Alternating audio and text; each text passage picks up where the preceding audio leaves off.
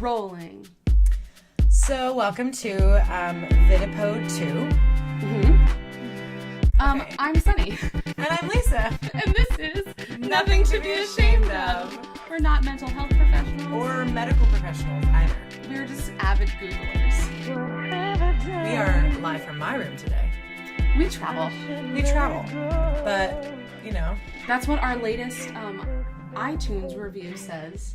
Really? You want to let's do a little Let's reader read it. reader Read review. it out. Yes. That voice is really nice. Yes. Yay. It says, Lisa and Sunny have so many things I like about a good conversation on their podcast. They're funny, honest, sincere, and vulnerable. I'm doing teacher voice. I know, I can tell. I'm always curious about what location they'll be in because they keep moving around. Oh my gosh. She noticed. Who was it? It says, my name is Ina.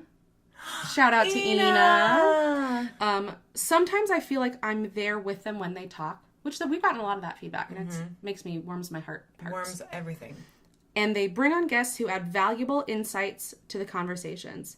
Sometimes the topics are new to me or from a completely new angle, which keeps it interesting and worth listening to. Definitely recommend this one. Yay! Thank you, Ina. Yes, thank you, Ina. We love you. Yeah, that's so nice. Write us a review. Maybe we'll shout you out on the podcast or on a Vidapode. Or, you know, wherever we want. Yeah. I don't know where else we would, but I just carrier don't pigeon. know. We would shout you out via carrier pigeon. So basically, old school text message. I wonder what an old school sex message would look like. Syphilis, probably.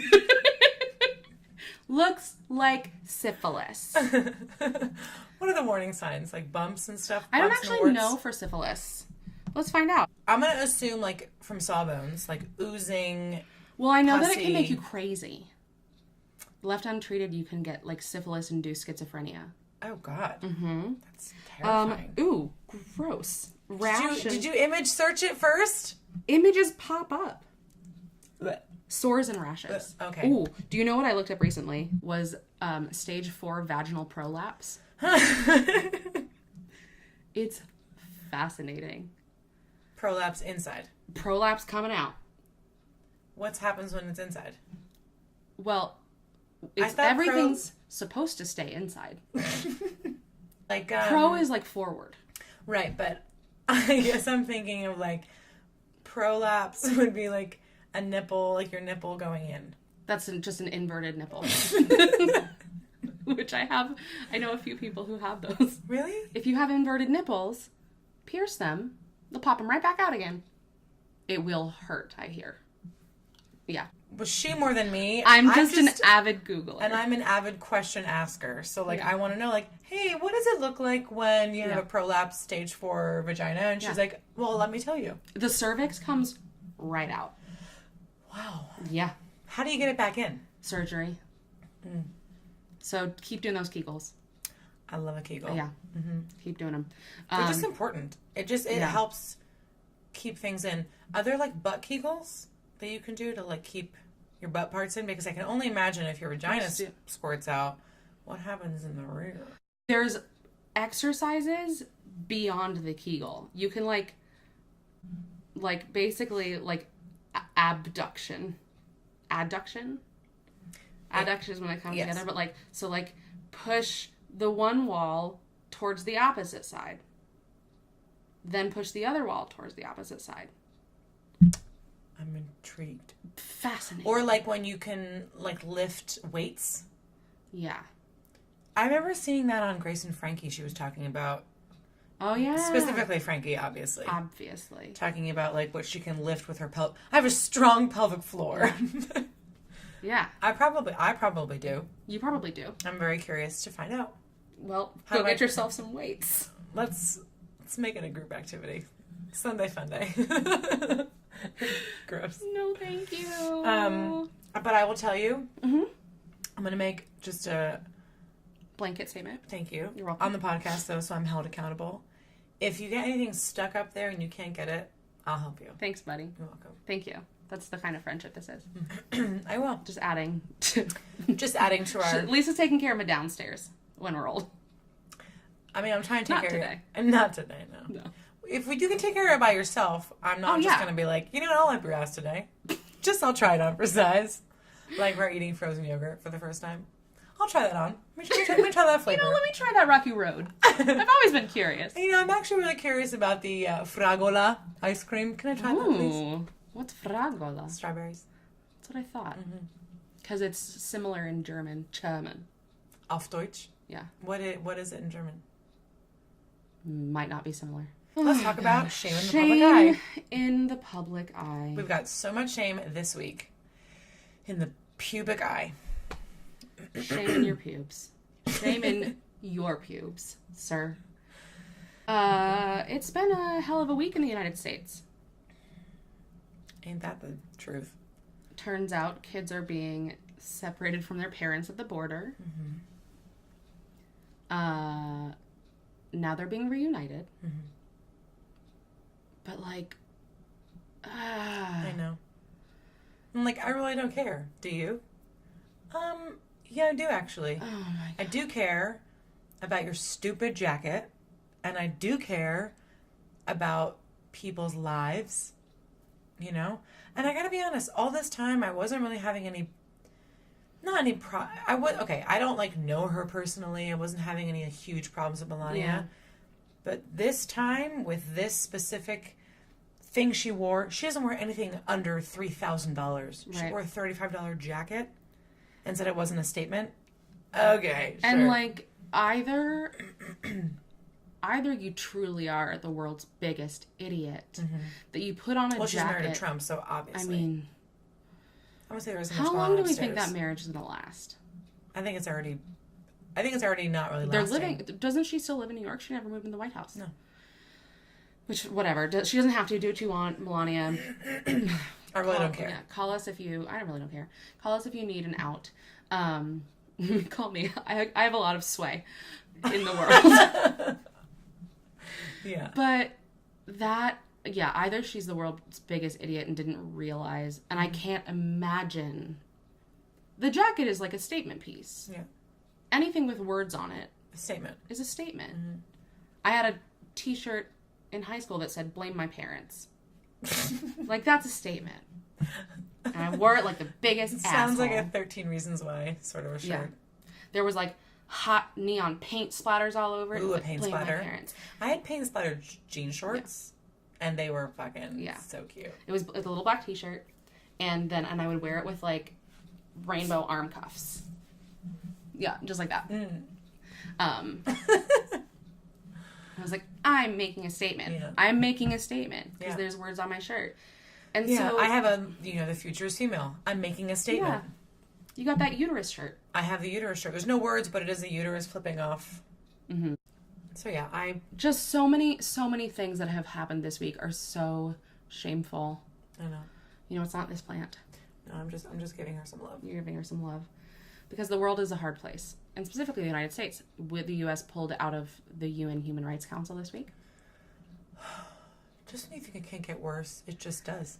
And now, apparently kids are being reunited with their parents. But then the most recent thing I was looking at was that Donald Trump suggested having less judges handling immigration cases. The whole reason... it's so complicated and ugly and disgusting. Basically, when people show up at the border and ask for asylum, there's a process to be granted asylum. The U.S. courts are 3 to 5 years behind on those trials. Sorry. Post-nasal drip is the worst. Yeah. Go ahead. So the U.S. government... The courts are 3 to 5 years behind. So there's evidence that instead of giving these people showing up, granting them at least access to the asylum process, instead they were treated as illegal immigrants and separated at the border from their children. Okay. So now Trump says, you know what, we should have less judges. So more work, less people. Right. Great. Work smarter, not harder. And we should just send people back without a trial. Without asking any of them to explain themselves, figuring out their status with their family. Yeah. Are they here? Are they there? If you're gonna... Why did you come here in the first place? What's going on? Just seeking to understand. The whole rhetoric is that these people are illegal immigrants Well, they're not, because they're coming to try to legally apply for asylum. Mm-hmm. But if you don't allow them to legally apply for asylum, you're just going to make the illegal immigration problem worse. Yeah. Because then there's no legal resource or recourse mm-hmm. for these families who are, like, running from terrible gang situations in El Salvador, was one of the women that I heard interviewed. Or it's just... I know. It's shameful for... I mean, I feel shame, like we mentioned earlier, shameful to be an American. Yeah. Like if I were to travel tomorrow, I would really have to just make my British accent so much stronger and be like, oh, I'm from Brexit, whatever, whatever. I just have to travel to, like, Timbuktu, where there were no other Brits. Yeah, exactly. To call you out. Yeah. Because I would not say that I'm, Yeah. I remember the first time that I went to Europe was in 2012. No, 2002. Sorry, did you black out? I did. 2002. Oh my God, me too. Yeah. No, 2003. Okay. So it was with choir, and it was 9 months after 9/11, and in George W.'s first term. Mm-hmm. And one of my classmate's dad came in, he was in the Navy, and he basically came in to tell us how not to behave in Europe, and basically don't show off that you're an American. Yeah, don't flaunt that shit. Yeah. And it's not impressive. Yeah, because the climate, and we had just gone into Iraq, the climate was so, like, tense. Mm-hmm. And there was one night in the Netherlands or maybe Switzerland, we got into it with some Swiss boys who wanted my friend's, like, wristband to go to a concert.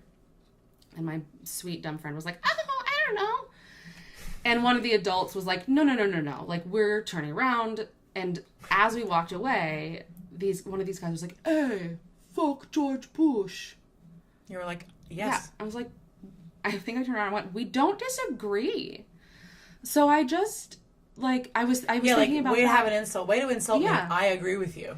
I was thinking about that this week and thinking about whether it would be a similar situation right now, or does the world know that we don't all... I don't know. I think some people do. I think some people don't. It's like some people here. Like, some people like him, some people don't. So I think it's people specific. I don't think it's regionally specific, but it like, is if I go to another country, am I going to be looked upon as a person who separates immigrants from their families because this is where I'm from? Yes. I mean, most likely. But people with brains realize that not everyone thinks that way. Yeah. It's hard. But yeah, if you like go on vacation and like, oh, where are you from? Like, I'm from the States. Canada. Yeah. I'm just going to say Canada. I'll be like, I'm from North America. Yeah. The northern side. I was thinking, I don't typically spend much time thinking of myself as an American. Like, it's not a very important part of my identity. Same. But on 4th of July, I want a beer. Yeah. And I'll wear red.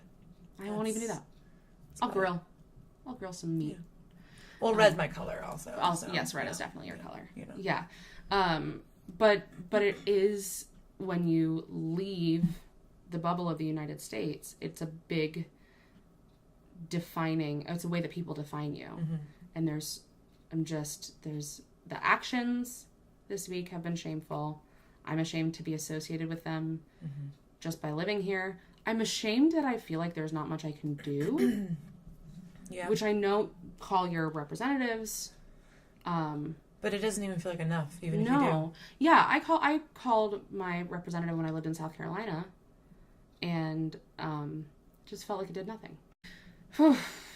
So that's shaming. It's shameful in the public eye. And there's so much more to talk about, but we had to just sort of condense it a little bit. Yeah, just talk about our initial feelings and responses and reactions. Yeah. Let us know what you think. Let us know what you feel. If you're in a foreign country and you feel some kind of way about Americans right now, let us know. How do we look? I see your white hair. I see it.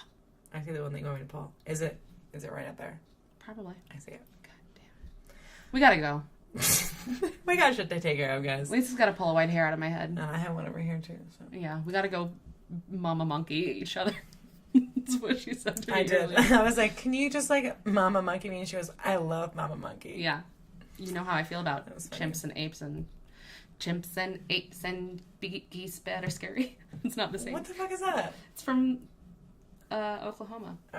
Oh, obviously. When I take So yeah, let us know what you think about this situation. In this situation, the world, and... Yeah. What are your shames? What are your feels? What are your thoughts? Yeah. Hit us up on... Can you reply to like YouTube videos? Yes. You can leave a comment on a YouTube video.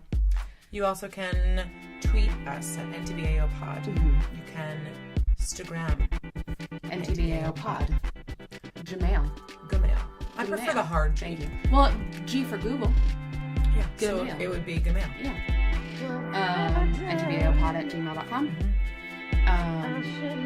Facebook.